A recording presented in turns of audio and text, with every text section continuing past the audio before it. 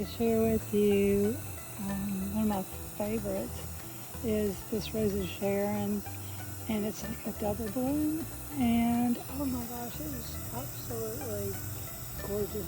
I can see it from my master bathroom window, but it is from a cutting, and right now it is probably 2.5 feet tall, and it has bloomed already quite a bit. And wow, they are such prolific bloomers.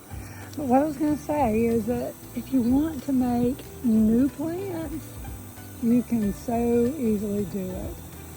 I take a cutting from a stem about like this. This is actually the mother plant, and I'll show you. It's about 6 feet tall, and it bushes out nicely. But it's next to our wall. And again, I can see it from my master bathroom window, but this would be a good one for a cutting. I'd remove these buds, and I would leave just a few top leaves, and then take it down 8 to 10 inches, and then stick it in some water. That's it. Stick it in water, and in a few weeks you will have some roots showing. And I take quite a few of them, but this would be a good one for a cutting right here. I would take it all the way down to the main stem and take off all the buds. Another plant, and it has really in a stage right now where it's struggling from the heat and blooming so much all summer. So ideally I would have been better off filming it earlier in the season, but now's the time to think about plants for next year. And so what I do is I go in, the bees love it too. It's one of their favorites. They go in, they come out, they're big bumblebees. He's going from one to another.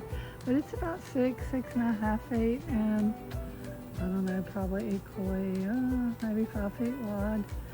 But it's, I've had it for 5 years, and that's the size of it. It's at the top. Oh, look, oh, there's a hummingbird. I don't know if y'all saw the glimpse of it. I moved too quick. I got so excited. But, oh, the bumblebees love it, and the butterflies, and I love it, and thought I would share. It also, you have to be careful now. They do drop seeds. I think the guys that do our mowing poisoned over here. Some of them, there's a couple of large ones underneath the mother tree, but they will drop seeds, and these are two transplants from the mama.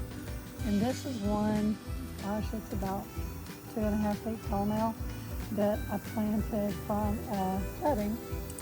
And this is one from a cutting. Look at the baby. And see, it's just planted this summer, and it's got blooms, and like 2.5 feet tall. It's starting to branch out, fill out. Oh, it's so great to get free plants. But some of them didn't make it. I do think this one's gonna make it. I've been terrible about trying to keep up. I'm doing that shade garden that I mentioned in another video. I got 40 tons of dirt delivered, and several tons of sand, and a skid steer, so I've had my focus elsewhere. But this one right here was a freebie from the mama plant, and it started I think last summer, late summer. I noticed it was in here, and I left it. It was perfect location, but it seems like it's going to be taller. And also, one thing to show you is that the bloom is a little different. It's still similar, certainly beautiful, but it's not as doubled, I guess, not as full. The petals seem to be more elongated, and the center doesn't have that extra little ruffle, but nonetheless, it's a beautiful bloom. And again, I didn't have to pay a cent for it because the mamas produced that one, and I'm going to leave it right where it is and just keep it trimmed up a bit.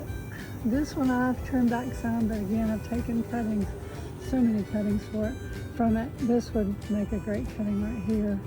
But you have to be careful. You can't sell cuttings from, like I got this at Lowe's, and for my own purpose, I can keep it and have as many as I want because I bought this one, but I can't sell them. If I root these, I'm not able to sell them. Certain varieties are hybridized, I believe is a word, and they're patented. So you have to be careful. I don't sell anything.